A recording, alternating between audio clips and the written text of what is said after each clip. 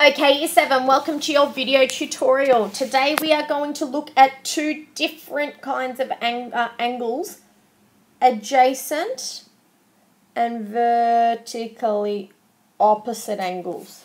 They're not a type of angle, they're a different kind of angle, okay, and you'll see the difference. Okay, first off we're going to start with adjacent angles. Adjacent angles are angles that are side by side. They share a vertex. So this little guy here, okay, an array, okay. Now, you'll notice that in this example here, angle AOB, so AOB, I know the O is the vertex because it's in the middle, okay, and angle B, will start at BOC, are adjacent because look when I've coloured over the top of them, they both have that ray that's coming out, this one B. They both have that in common. So I'd call angle AOB and angle BOC adjacent angles.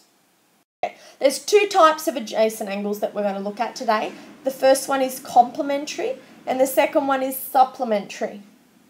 Complementary adjacent angles add up to 90 degrees. So you can see in here I have a right angle. Okay.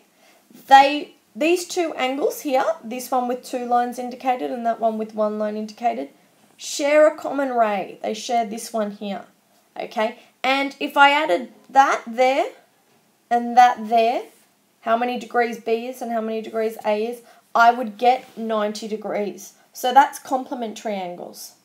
Supplementary angles actually add up to 180 degrees. So this is a straight line going through here.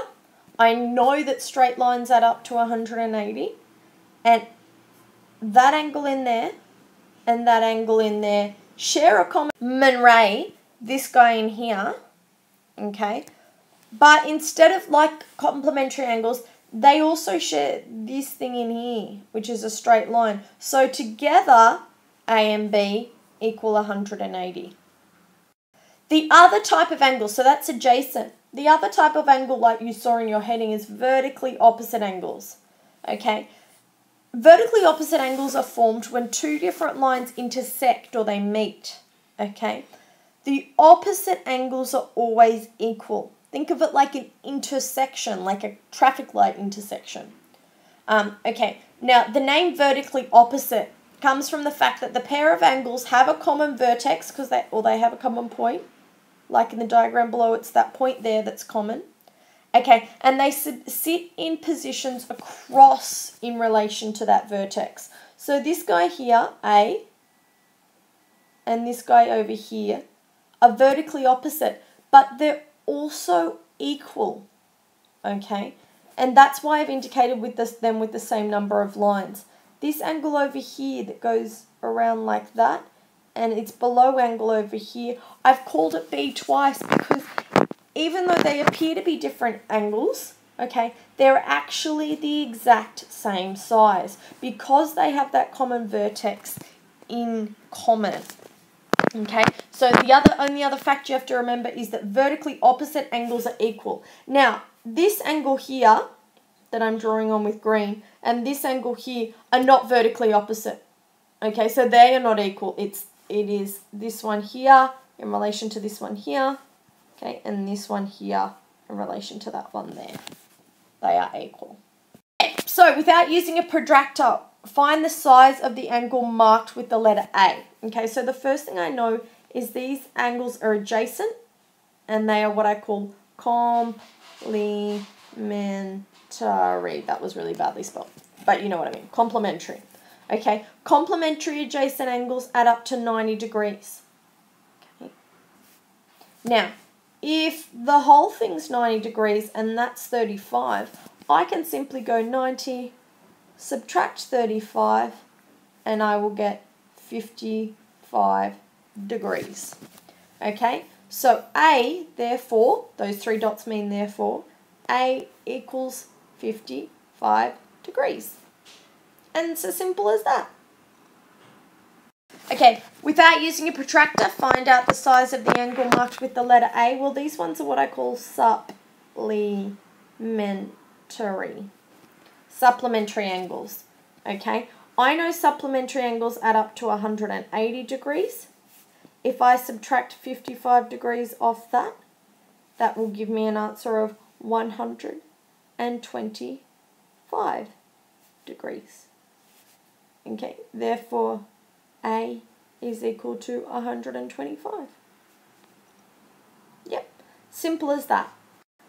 Okay, ooh, now I've given you a tricky question here. Are either of these angles complementary?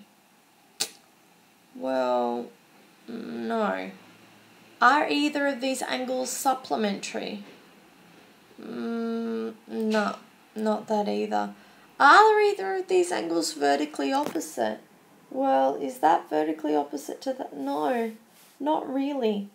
What could I do then to solve this question? It's not either of those things. What could I do? What have I learnt in a past lesson that might be able to help me with this?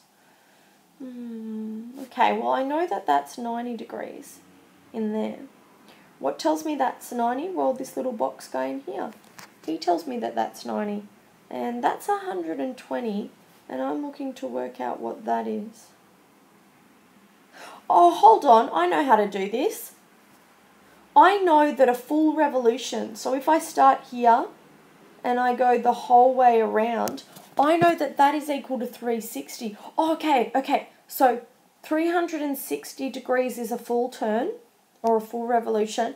And if I subtract 90 and then 120, that should tell me what's left over in there. Okay, 360 minus 90 minus 120 is the same as saying 360 minus 210, because I just added those two together to try and do it in my head. What's the difference between 210 and 360? Well, 210, 310 is another 100, so no, there's 100 in there. How do I get from 10 to 60? Okay, 50. So that must be 150 degrees. Cool. So sometimes you will get questions that it's immediately obvious what the answer is. Other times you'll get questions like this, guys, where you have to think about it, think outside the box and see if you can use what you've learnt in a previous lesson in order to help you with today. That's why I always ask you that question at the end of every lesson. What have we learnt in a previous lesson that's helped us with today? These things aren't separate lessons. They all relate together, okay? And that's it, guys. That's the basics of vertically opposite and adjacent angles.